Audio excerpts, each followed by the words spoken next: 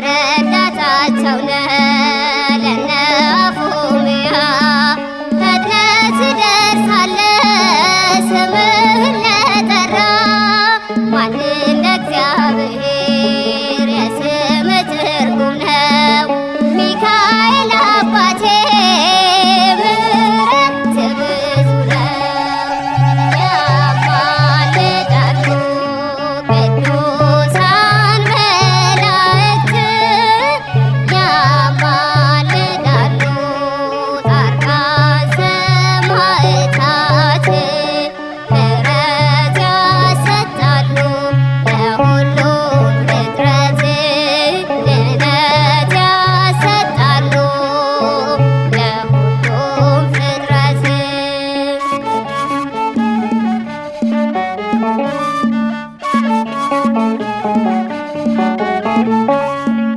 ዳንኤልን አዳንከው ከአንበሳ መንጋጋ ለሰለስቱ ደቂቅ ለነ ኢየሉጣ እንጽና እንዳልካቸው ለመላእክት ሁሉ በእምነት እንድንጸና ደግፈን ሁሉ ያማልዳሉ ቅዱሳን መላእክት ያማልዳሉ ጻድቃን ሰማዕታት ምሕረት ያሰጣሉ ለሁሉም ፍጥረት ድነት ያሰጣሉ ለሁሉም ፍጥረት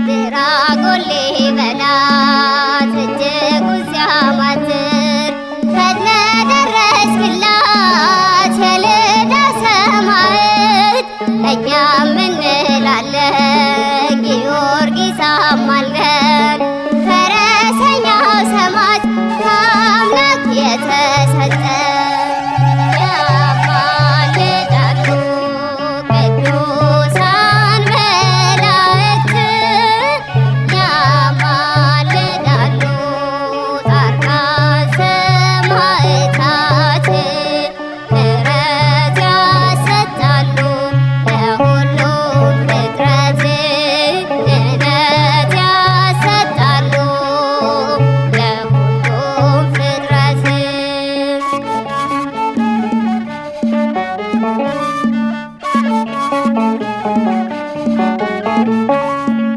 ዓለምስ ጠፊ ነው ደምግባትም ከንቱ ማንም ይቀር የለም አላፊ ውእቱ አርሴማ እናቴ የሴቷ አርበኛ መቼ ፈለግኩ አለች የዓለም ንግሥና ያማልዳሉ ቅዱሳን መላእክት ያማልዳሉ ጻድቃን ሰማዕታት ምሕረት ያሰጣሉ ለሁሉም ፍጥረት ድነት ያሰጣሉ ለሁሉም ፍጥረት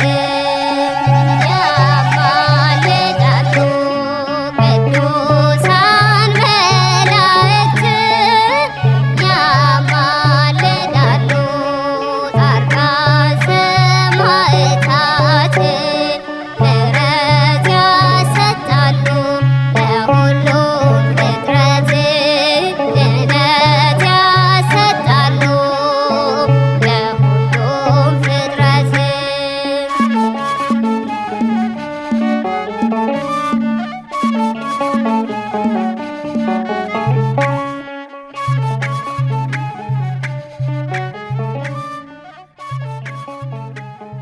ቅዱስ ሚካኤል ወዳጅ ነህ ለሁሉ ዛሬም ቆመሃል በኪዳነ ላሉ ቅዱስ ሚካኤል ወዳጅ ነህ ለሁሉ ዛሬም ቆመሃል በኪዳነ ላሉ ቅዱስ ቅዱስ ሚካኤል ወዳጅ ነህ ለሁሉ ዛሬም ቆመሃል በኪዳኔ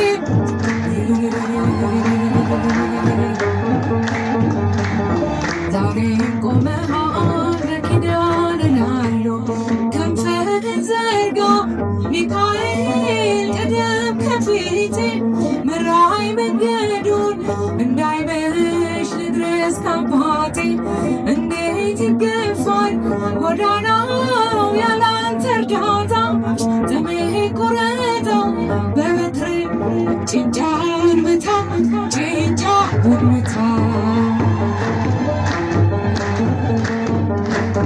ዛሬም ቆመሃል በኪዳኔ እላለሁ ቅዱስ ሚካኤል ወዳጅ ነህ ለሁሉ ዛሬም ቆመሃል በኪዳኔ እላለሁ ተጠመጠመ ጠላቴ በሳት ሰንሰለት የጌታ መልአክ ሚካኤል በሰይፍ ወድቆበት የለም በቦታው ስመለስ አጥቼዋለሁ የሚረዳኝ ተሹሞ አይቼዋለሁ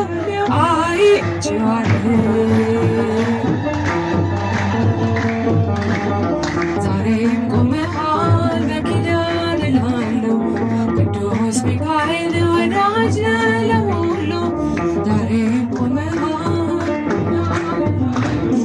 ተጠመጠመ ጠላቴ በሳት ሰንሰለት የጌታ መልአክ ሚካኤል በሰይፍ ወድቆበት የለም በቦታው ስመለስ አጥቼዋለሁ የሚረዳኝ ተሹሞ አይቼዋለሁ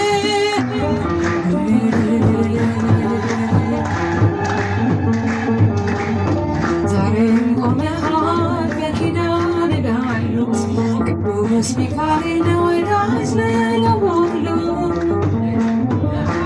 በኪዳን እላለሁ ከመቃብሩ ድንጋዩን አንከባለሃል ስለረዳኸው ዳንኤል እጅግ ወዶሃል ይነዋወዛል ባህሩ አንተ ስትመጣ እግዚአብሔር ይንገስ ዲያብሎስ መድረሻ ይጣ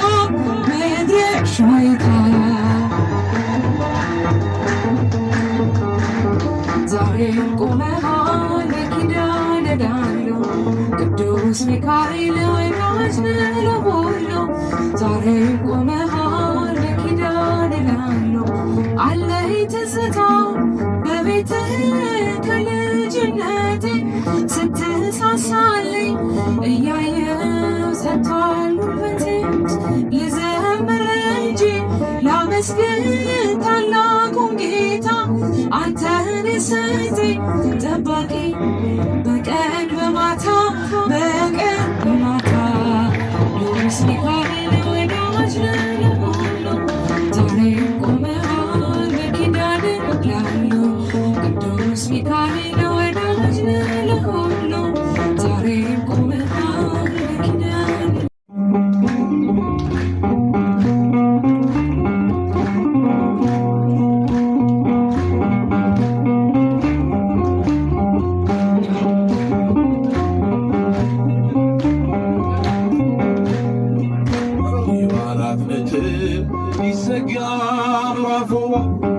እግዚአብሔር ሊያሸንፍ የእርሱ ሆኖ ሰልፉ መልካም ለመናገር አፉ ባይታደል ይህን እስካይጠላ ምን አለ ዝም ቢል ይህን እስካይጠላ ምን አለ ዝም ቢል ይባረክ ቤትህ ሊዘጋ ምዕራፉ አላጃችሁ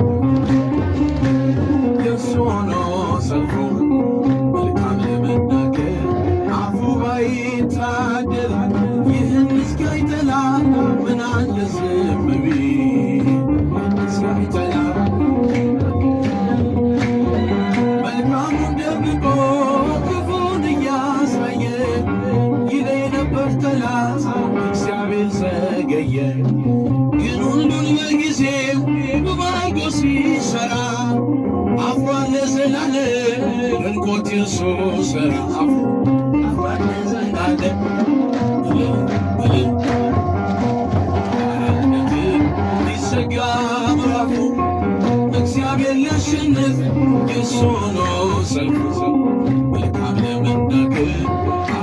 ባይታደል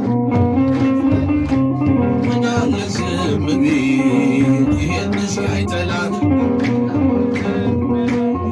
ቢመስለን ቤቱ ፍጹም የማይነጋ ተቆልፎ ሚጥል በሩ እንደተዘጋ እሱን ተስፋ አድርገን ባመንክበት ጽና። ቀና አለው እግዚአብሔር ያደርግሃል ቀና። ቀና አለው እግዚአብሔር አመስግኑት። ሊዘጋ ምዕራፍ እግዚአብሔር ሊያሸንፍ የእርሱ ሆኖ ሰልፉ መልካም ለመናገር አፉ ባይታደል ይህን እስኪያይጠላ ምናለ ዝም ቢል ይህን እስኪያይጠላ ምናለ ዝም ቢል በቃ ልጅ የለህም አንተ ወልደህም ሳራ ላይሰማህ እግዚአብሔር ጮኸ ብትጣራ እያለ ጠላቴ መስሎት ያሸነፈ ይስሐቅ ተወለደ ያ ቀንም አለፈ። ድምፃቸው ይስሐቅ ተወለደ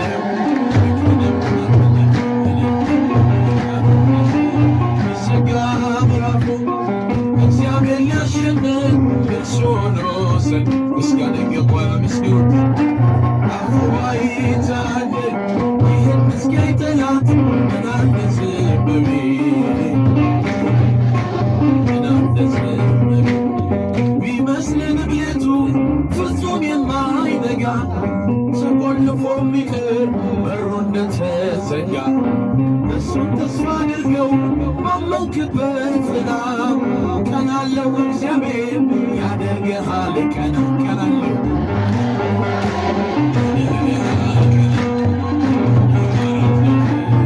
ዘጋ ምዕራፍ እግዚአብሔር ሊያሸንፍ የእርሱ ሆኖ ሰልፉ መልካም ለመናገር አፉ ባይታደል ምናለ ዝም ቢል ይህን እስኪያይ ጠላ ሰዎች ደስ ይበለን በአምላካችንም። እግዚአብሔር ዓላማ አለ። ማናችንም አሁን ከቤታችን ተነስተን እዚህ የመጣን ሰዎች የለንም። እግዚአብሔር ስለረዳን መድኃኔዓለም ስላገዘን መኝታችንንም እሱ ስላነጠፈልን እንጂ በእውነቱ ከሆነ ማታ እንዳንቀላፋን ለዘላለም በዛ ባሸለብን ነበረ። ኧረ መኝታችንን ያነጠፈልን መድኃኔዓለም ስሙ ይክበር ይመስገን። ኢትዮጵያውያን የተዋሕዶ ልጆች፣ ስለዚህ ትንሽ ደቂቃ ቃሉን እንሰማለን። ታላቁ የቤተ ክርስቲያናችን ሊቅ ቅዱስ ዮሐንስ አፈወርቅ እንዲህ ይላል። በዚህ በቅዳሴያችንም ላይ እንዲህ ተብሎ ተዘግቧል። ሀበነ እግዚኦ አዕይንተ አእምሮ ወትረኪያከ ረአያ። አቤቱ ቅዱሱ አምላካችን እግዚአብሔር ሆይ አለ ይሄ የውጭ ጆሮአችንን ሳይሆን ውሳጣዊ የሆነውን የልባችንን ጆሮ የልባችንን ዓይን አንተ ክፈትልን ይላል። እውነት ነው የእግዚአብሔር ልጆች። አሁን ከዚህ ከአውደ ምሕረቱ አገልግሎት በኋላ ወደ ቤታችሁ ገብታችሁ የቴሌቪዥናችሁን ቻናል አሊያም ደግሞ የሬዲዮአችሁን ጡት ስትጠመዝዙ ወይም ስልካችሁን የስልካችሁ ፓተርን ስትከፍቱት የምታዩት ነገር ሁሉ እጅግ ለጆሮ ጭው የሚል ልብን የሚያቆስል ወገንን የሚያብረከርክ ጉልበትን የሚያርድ ነገር ነው ዓለም የምትነግረን። ዛሬ ግን ሥላሴ ሁላችንንም በእውነት ሊያሳርፈን ጠርቶናልና ኧረ የጠራን ሥላሴ ክብር ምስጋና ይግባው። የተዋሕዶ ልጆች ክብር ምስጋና ይግባው። የኔ ጌታ ውሃ ተጠማሁ ነው የትምህርታችን ርዕስ። አስቴኒ ማየት ነው የትምህርታችን ርዕስ። ውሃ ተጠማሁ። ምን ተጠማሁ? በማርያም ምን ተጠማሁ? እናንተ ውሃ ተጠማሁ ነው የትምህርታችን ርዕስ። በመሰረቱ ልብ በሉ። የትምህርታችንን ኃይለ ቃል የምናገኘው በታላቁ መጽሐፍ ቅዱስ ወንጌላዊውን ቅዱስ ዮሐንስ ወልደ ነጎድጓድ በዘገበልን በዚህ በአራተኛው ምዕራፍ 7ኛው ቁጥር ላይ ይሄ መለኮታዊ ቃል ተጽፎ ታነባላችሁ። ምዕመናን ይሰማል? ከኔ ጋር ናችሁ? መድኃኔዓለም ከሁላችን ጋር ይሁን። ሥላሴ ከሁላችን ጋር ይሁን። ድንግል ማርያም ከሁላችንም ጋር ትሁን። ልብ በሉ ምዕመናን።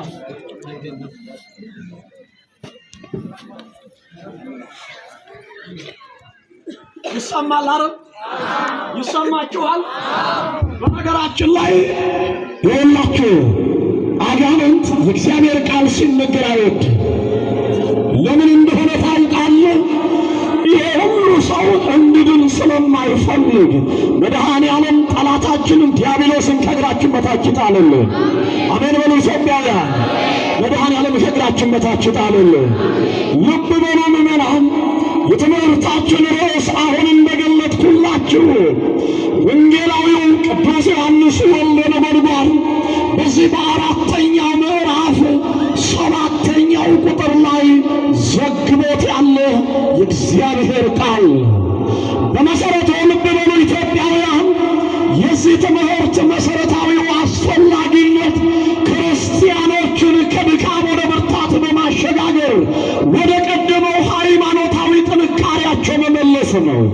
ምክንያቱም ዛሬ በዚህ ዘመን ብዙዎቻችን በሃይማኖት አልያም ደግሞ በክርስትናው የሕይወት ምዕራፍ ውስጥ እንኖራለን እንላለን እንጂ ዘመናዊነት የእግዚአብሔርን ቤት ካስረሳን፣ ዓለምም ደግሞ ጽድቃችንን እንደ ቀልድ ከነጠቀችብን ብዙ ጊዜ ሆኖናል።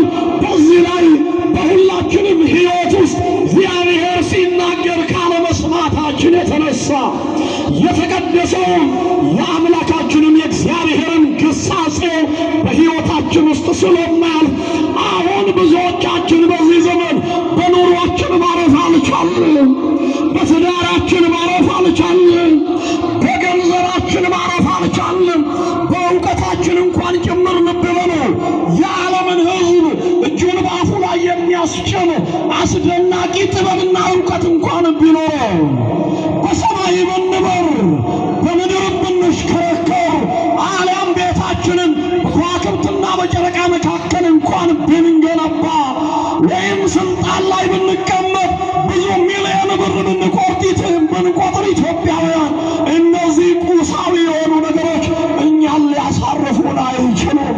የሚያሳርፈን ብቸኛው ንጉሳችን፣ ስብራታችንን የሚጠግን እንባችንን የሚያብስ። በእውነቱ ብዙ ሰው በዚህ ዘመን በንባ ሸለቆ ውስጥ ነንና ሥላሴ ዛሬ የሁላችንም እንባ ያብሱልን። ክብር ምስጋና ለሥላሴ ይሁን። የተዋሕዶ ልጆች ስለዚህ ልብ በሉ። በዚህ ርዕስ መንፈስ ቅዱስ የሁላችንንም ልብ ይክፈትልን፣ ልባችንን ይክፈትልን። መቼም የእኛ ልብ አሁን አልከፈት እያለ ተቸግረናልና የዓለማት ፈጣሪ ቅድስት ሥላሴ ዛሬ የእኛን ልብ ይክፈቱት።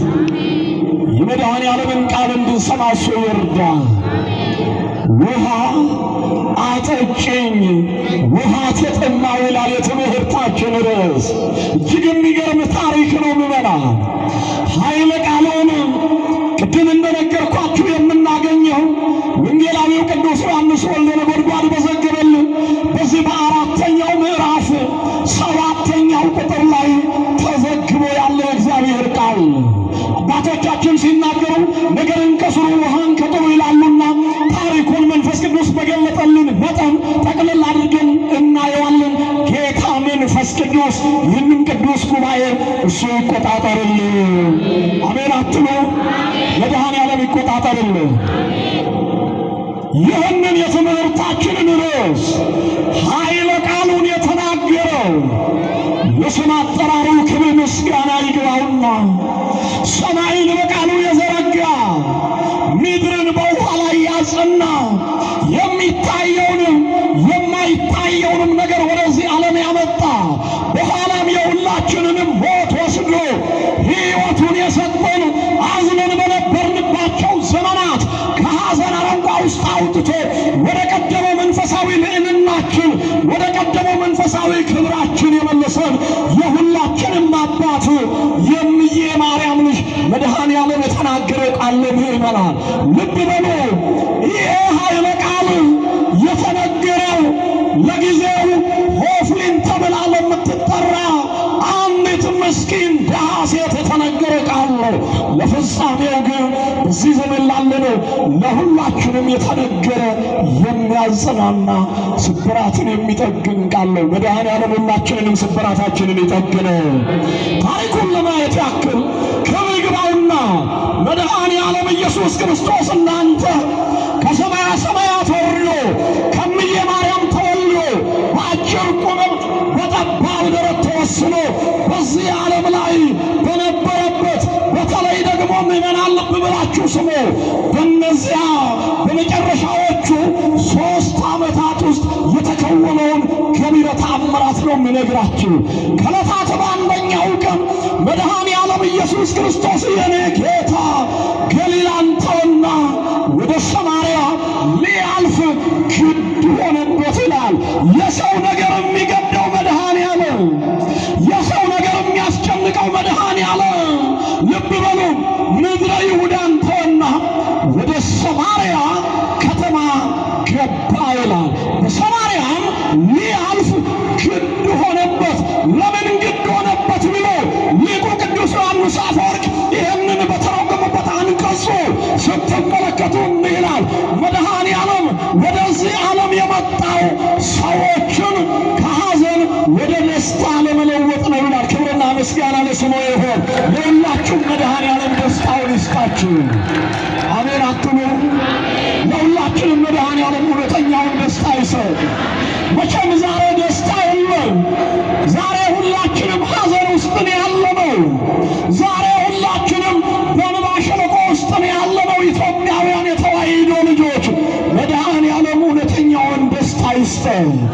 የሚገርማችሁ ወደ ሰማርያ ሊያልፍ ግድ ሆነበት ይላል ታሪክ ስናሳጥር። ለምን ሊሉ ቅድም እንዳልኳችሁ የሰው ነገር የሚያስጨንቀው ጌታ ስለሆነ ዛሬ ሰው የሰው ነገር አይገደውም ወገኔ። ሰው የሰው ነገር አያስጨንቀው። ልብ በሉ እኛ የወንድማችን ነገር አይገደንም። መድኃኔ ዓለም ግን የእያንዳንዳችን ነገር ያስጨንቀዋል። በጣም የሚገርማችሁ ሰማርያ ከኢየሩሳሌም በስተ ሰሜን አቅጣጫ 20 ምዕራፍ ላይ የምትገኝ ጥንታዊት ከተማ ናት ይላል።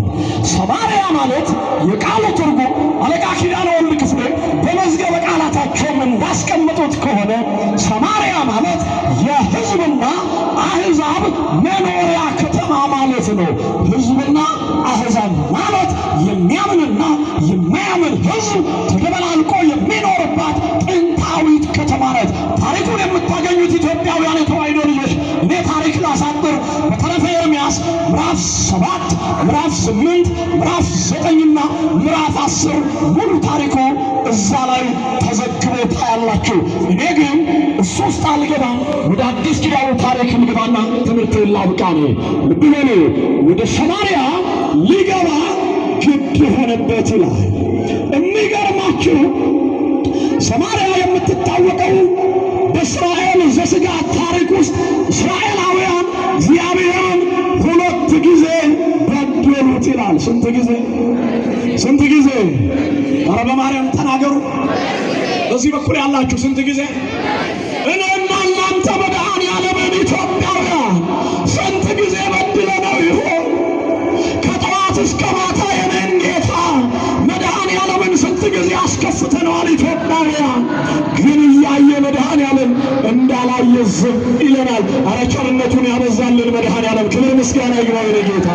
ቸርነቱ ስለበዛልን እንዲህ ነው የሚለው እዛ ሰቆቃወ ኤርምያስ ምዕራፍ 3 ቁጥር 23 ላይ ስታነበው ያልጠፋ ነው ምዕመናን ከእግዚአብሔር ምሕረትና ቸርነት የተነሳ ነው ይላል። ያላጠፋን ሥላሴ አረ እልል ይባልለታል። እናንተ ያላጠፋን በእውነቱ ክብር ምስጋና ይግባው ለጌታ። እና ኢየሱስ ክርስቶስ ወደ ሰማርያ የገባበት ዋናው መሰረታዊ ሐሳብ እንዲህ ነው። ቅድም እንዳልኳችሁ ሰማርያ ማለት የሕዝብና አሕዛብ መኖሪያ ከተማ ነው። ወደዚህ ከተማ ሊገባ የወደደው መድኃኔ ዓለም እንግዲህ እስራኤላውያን 2 ትልልቅ ምርኮ ደርሶባቸዋል። አንደኛው ምርኮ ለ430 ዘመን ወደ ግብፅ የወረዱበት የሕይወት ምዕራፍ ነው። ሁለተኛው ምርኮ ከዚህ ከግብፅ ከወጡ ከብዙ ዓመታት በኋላ ይላል ቅዱሱ መጽሐፍ። ልብ በሉ። ከኔ ጋር ናችሁ? ከኔ ጋር ናችሁ? መድኃኔ ዓለም ከሁላችሁ ጋር ይሁን። በጣም የሚገርማቸው ምዕመናን ከብዙ ዓመት በኋላ ሁለተኛ ምርኮ ደረሰባቸው። እስራኤላውያን እግዚአብሔርን በደሉ። ከአምልኮተ እግዚአብሔር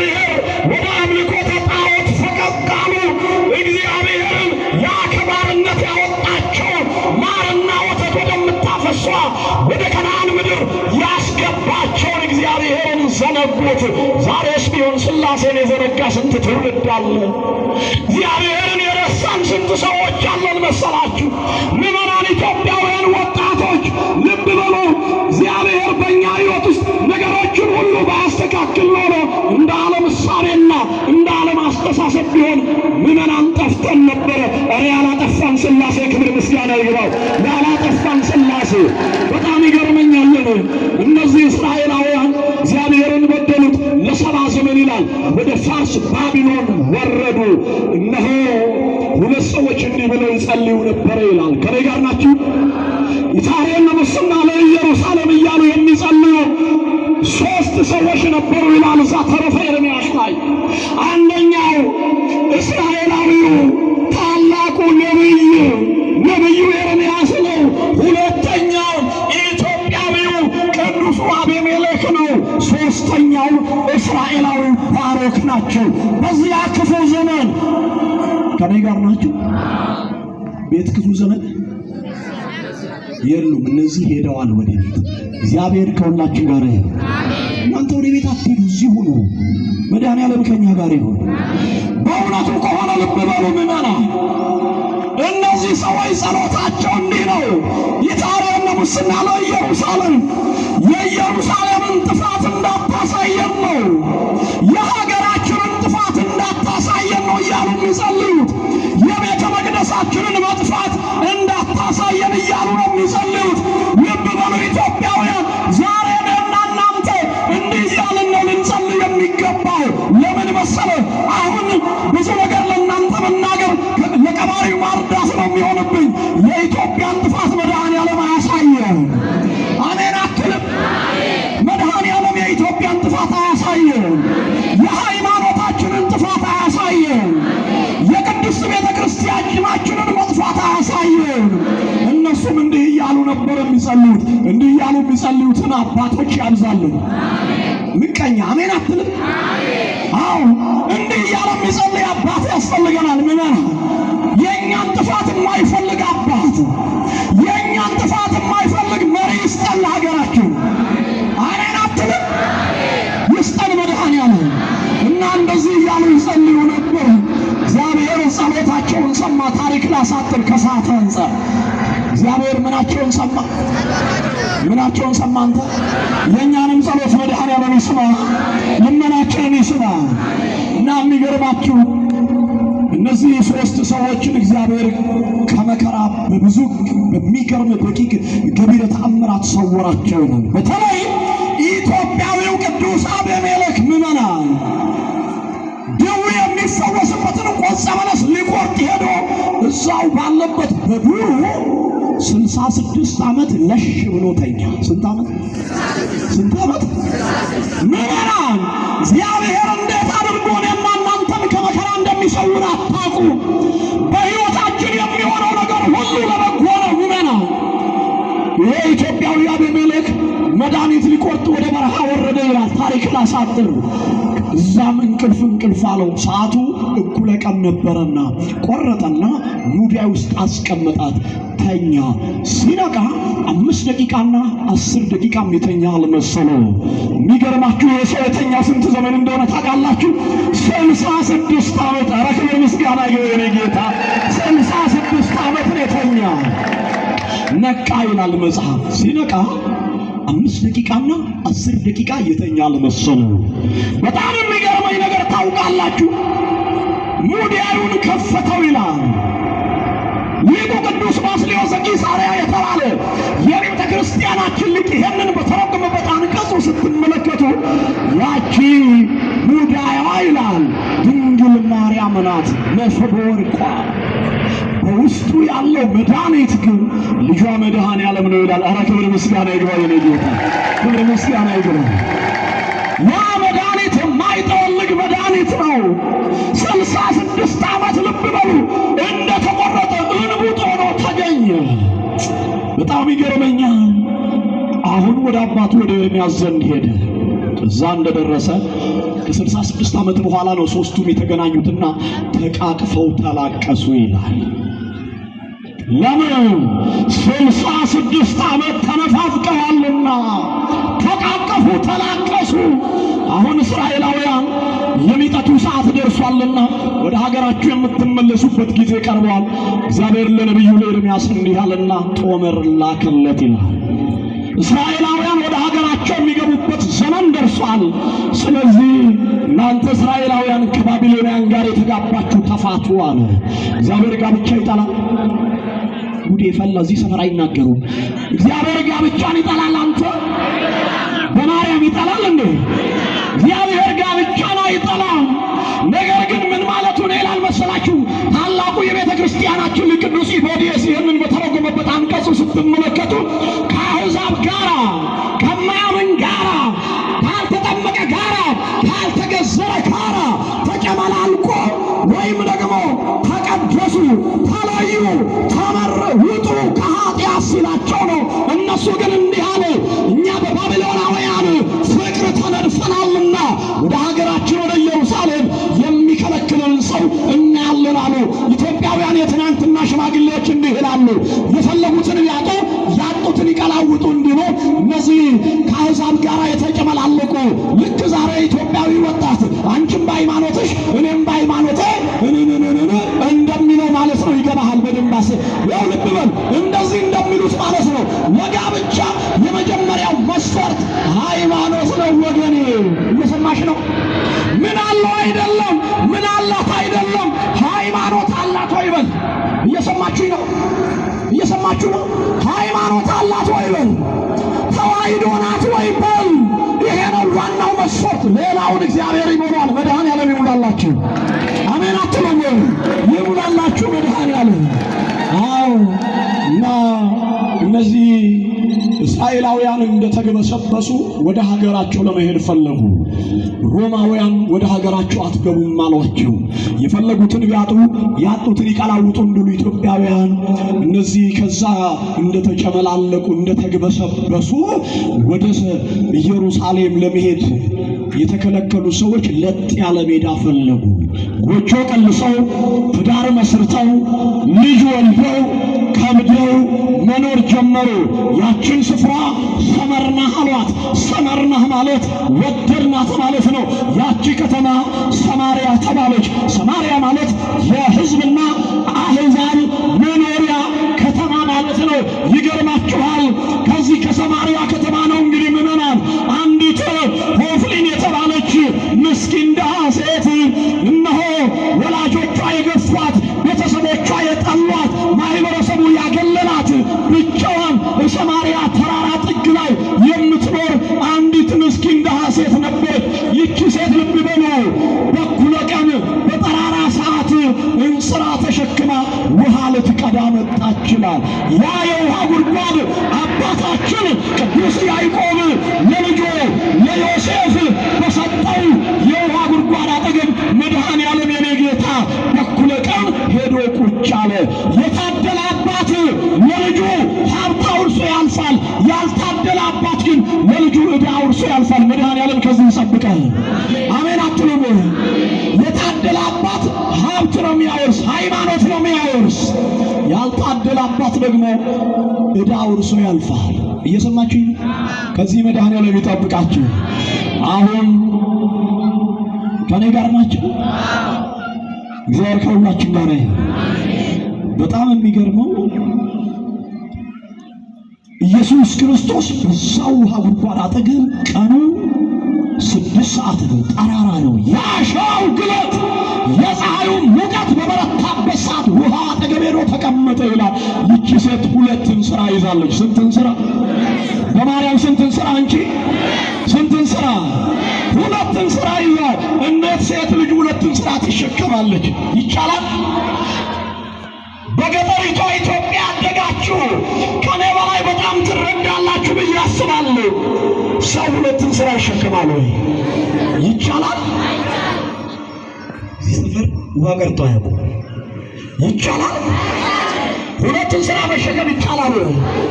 ይቺ ሴት ግን ይላል መጽሐፍ ቅዱስ 2 እንስራ ተሸክማለች ነው የሚል። አንደኛውን ስራ ምዕመናን የሚታይን ስራ ለራሷና ለቤተሰቦቿ የሚሆን ውሃ ልትቀዳ በጀርባዋ በኩለ ቀን ልብ በል ወገኔ፣ በእስራኤል ባህል የሚሆን በኢትዮጵያ ባህል ውሃ በኩለ ቀን አይቀዳም፣ ሰነፍ ሴት ካልሆነች በስተቀር። እኩለ ቀን እናቶች ለልጆቻቸው፣ እናቶች ለባሎቻቸው ምሳ የሚሰሩበት የሚያዘጋጁበት ሰዓት እንጂ ውሃ ሊቀዳ ወደ ወንዝ አይወረድም። በተለይ በገጠሪቷ ኢትዮጵያ ማለት ነው። ይቺ ሴት ግን ከሰው ተለይታ ሰው እንዳያያት ልብ ይበሉ ብቻዋን ተደብቃ ሁለትን ስራ ተሸክማ አንዱ የማይታይን ስራ በልቧ ተሸክማለች። ዛሬም እኮ ብዙ ስራ የተሸከማችሁ አላችሁ። መድኃኔዓለም ስራችሁን ያቀልላችሁ። አሜን አትሉም ወይ? አዎ፣ አንደኛው የሚታይን ስራ ነው፣ ሁለተኛው ደግሞ የማይታይን ስራ ተሸክመች። አሁን ዛሬ ብዙ ስራ የተሸከማችሁ ሰዎች አላችሁ። ሥላሴን ስራችሁን ያቀልላችሁ። አሜን አትሉም? እንስራ የተባለው ሚስጥሩ ብዙ ነው። እኔ ሰዓት የለኝም፣ ትምህርቴን እዚህ ጋር እቋጫለሁ። እየሰማችኝ ነው? በእውነቱ ከሆነ ሁለትን ስራ ይዛለች እቺ ምስኪን ደሃ ሴት። ሆፍሊን ነው የምትባል እና እዛ ውሃ አጠገብ ሄደችና ውሃ መቅዳት ጀመረች። ቀና ስትል የ30 ዓመት ጎልማሳ ተቀምጦ አየች። ያ ሰው እንዲህ አላት፣ ከኔ ጋር ናቸው። ያ ሰው እንዲህ አላት፣ አስተኒ ማየው ውሃ ጠጪኝ አላት። ምን አጠጪኝ? ምን አጠጪኝ? አቤት ውሃ ጠጪኝ አለ።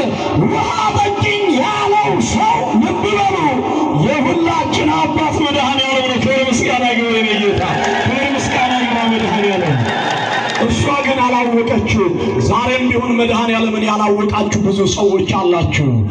በእውነት እሱን እንድናውቅ እሱ ይርዳል። አሜን አትልም? እሱ ይርዳን መድኃኔዓለም። በእውነቱ በጣም ይገርመኛል። አንተ አይሁዳዊ ሰው ስትሆን አለች እቺ ምስኪን ደሃ ሴት እንዴት ከኔ የሚጠጣን ውሃን ትለምናለህ አለችው።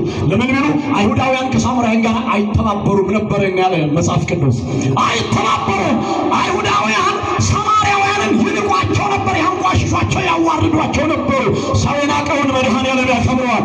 ሰው ያዋርደውን ሥላሴ ያከብረዋል። ኧረ ክብር ምስጋና ይግባው የኔ አባት፣ ሥላሴ ያከብረዋል።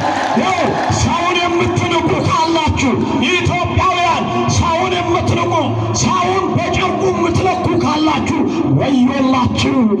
ሰውን የናቀ ሰው ይላል ሊቁ ቅዱስ ዮሐንስ አፈወርቅ ያበጃቸውን የፈጠረውን እግዚአብሔር ይንቃል ይላል። እና እግዚአብሔር ከዚህ ይሰውር። በምንም መንገድ ሰው እንዳትንቁ፣ በእምዬ ማርያም እንዳትንቁ፣ እንዳትንቁ። ሰውን የናቀ ሰው መድኃኔዓለምን የናቀ ሰውን የናቀ ሰው ሥላሴን ነው የሚንቅ። ሥላሴ ናቸው እኛን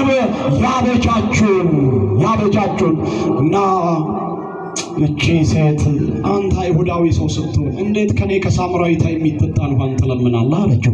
ወዲያው የኔ ጌታ እንዲህ አላት፣ ከዚህ ውሃ የሚጠጣ ሰው አለ መድኃኔዓለም ዳግመኛ ይጠማል። እኔ ከምሰጠው ውሃ ግን የሚጠጣ እሱ ለዘላለም አይጠማም። ክብር ምስጋና ለሥላሴ ይሆናል። ለዘላለም አይጠማም አለ መድኃኔዓለም። አዎ እውነተኛውን ውሃ መድኃኔዓለም ይስጠን። አሜን አትሉ? ከዚህ በኋላ እንዲህ አለችው። እችን ብቻ ልንገራችሁና ላብቃ። ሽክና የለህ አለችው። እየሰማችሁኝ ነው? ምን የለህ? አዲስ አበባ ሽክና አታውቅም ወይ? አያውቅም እኮ ነው አንቱ አያውቅም ሰው። አይ መድኃኔዓለም ሽክና ታውቂያለሽ አንቺ? እስቲ የምታውቁ ይኸው ብዙ ሰው ሽክና አያውቅም። አይ መድኃኔዓለም ሰለጠንሽ፣ አዲስ አበባ ገባሽና ሁልሽ ሰለጠንሽ። አሁን ሽክና ተረሳች። ሽክና ቅም ውሃ መቅጃ በገጠሪቷ ኢትዮጵያ የዛሬን አድርገውና ትናንት ከትናንትና ወዲያ ምዕመናን ከኔ ጋር ናችሁ። እግዚአብሔር ከሁላችን ጋር ይሁን። አሜን በሉ። መድኃኔዓለም ከኛ ጋር ይሁን። ሽክና የለህ አለችው። በምን ቀርተህ ትሰጠኛለህ አለችው። መድኃኔዓለምን አላወቀችውም። እቺ ምስኪን ደሃ ሴት አልተረዳችውም። ሽክና የለ በምን ቀርተህ ትሰጠኛለህ አለችው። ወዲያው መድኃኔዓለም እንዲህ አላት፣ ይሄ ከዚህ ውሃ የሚጠጣ ሰው እሱ ይጠማል። እውነት ነው። ጠዋት ውሃ ትጠጣላችሁ፣ ቀን ትጠጣለህ፣ ማታ ትጠጣለህ። መድኃኔዓለም ከሚሰጠው ውሃ ግን አንድ ጊዜ የጠጣ ሰው ለዘላለም አይጠማም። ክብር ምስጋና ይግባው የኔ ጌታ፣ ክብር ምስጋና ይግባው። እሱ የማያስጠማ የሕይወት ውሃ ነውና ይላል ቅዱስ አትናቴዎስ። የማያስጠማ የሕይወት ውሃ ኢየሱስ ክርስቶስ ነው፣ መድኃኔዓለም ነው። ስለዚህ ከእሱ የሚጠጣ ዳግመኛ አይጠማም። እና ከዛ እንዲህ አላት፣ ልጨርሰው ትምህርት እንዲህ አለ መድኃኔዓለም። ብዙ ነገር ተነጋገሩ። አንብቡ እናንተ መጽሐፍ ቅዱሱ ለቤት ስገባ። ከዛ እንዲህ ይላል መጨረሻ ላይ ያላትን ቃል ልንገራችሁ። ይቺና ባልሽን ጠርተሽ ነይ አላት። ምንሽን? አቤት ባልሽን ጠርተሽ ነይ አላት። ወዲያውኑ እንዲህ አለች እቺ ሴት፣ አንተ ሰው እኔ ባል የለኝም አለች። ምን የለኝም? በማርያም ምን የለኝም? አዎ ዛሬ ጤና የለኝም የምትሉ፣ ትዳር የለኝም የምትሉ፣ ትዳር ቢኖራችሁ ልጅ የለኝም የምትሉ፣ በትዳራችሁ ሰላም ያጣችሁ፣ በሕይወታችሁ ብዙ ነገር የጎደላችሁ፣ እኔ የሚጎለኝ ብዙ ነው የምትሉ የተዋሕዶ ልጆች፣ ኧረ ሥላሴ ይሙሉላችሁ። ዛሬ ሥላሴ ይሙሉላችሁ፣ ይሙሉላችሁ። ባል የለኝም አለች እቺ ሴት። ወዲያውኑ የኔ ጌታ እንዲህ አላት፣ አዎ 5 ባሎች ነበሩሽ አላት። ስንት ባሎች? ስንት ባሎች? 5 ባሎች ነበሩሽ፣ 5ቱም ግን ሞተዋል አለች። በጣም ይገርማል። 5 ባሎች ነበሩሽ፣ 5ቱም ለካ ሞተውባታል። ምን ብለውባታል? ኧረ ጉድ ይፈላ። ምን ብለውባታል? አንቺ 5 ባል የሞተባት ሴት ናት። ልብ በሉ። ማህበረሰቡ ይጠላታል። ልክ ነው። ከእሷ እጅን የደረሰ ወንድ ፍክም ይላል ተብሎ ስለሚታሰብ እናትና አባቷ ሁሉ ጠሏት ይላል። ኧረ ያልጠላን ሥላሴ እናንተ ያልጠላን አመስግነው ሥላሴ፣ ያልጠላን ሥላሴ። በእውነቱ ከሆነ ይኸውልህ እናቷ ጠላቻት፣ አባትየው ጠላት፣ ወንድምየውም ጠላት፣ እህቷም ጠላት። ለምን? 5 ባል ስለሞተባት እቺ ሰው ማይበረክትላት ተብላ ተጠልታ ብቻዋን ተራራ ጥግ ትኖር ነበር። ኧረ ከሰው ጎራ ይቀላቀለን መድኃኔዓለም። አታመሰግኑትም? ከሰው ጎራ ይቀላቀለን። በእውነቱ ከሆነ ስንት ባል ሞቶባታል? ስንት ባል? የሰማነውን በልቦናችን ያሳድሩት። ሌላ ቀን እጨርሳለሁ። በእውነቱ ያስተማረን የመከረን መድኃኔዓለም ስሙ ይክበር ይመስገን። በሌላ ቀን እንማረዋለን። ታሪኩ ሰፊ ነው። እሺ ሰዓታችሁን አልወስድም ብዬ ነው። በእውነቱ ከሰው ጎራ የቀላቀለን መድኃኔዓለም። ኧረ ክብር ምስጋና ይግባው፣ ክብር ምስጋና ይግባው የኔ ጌታ።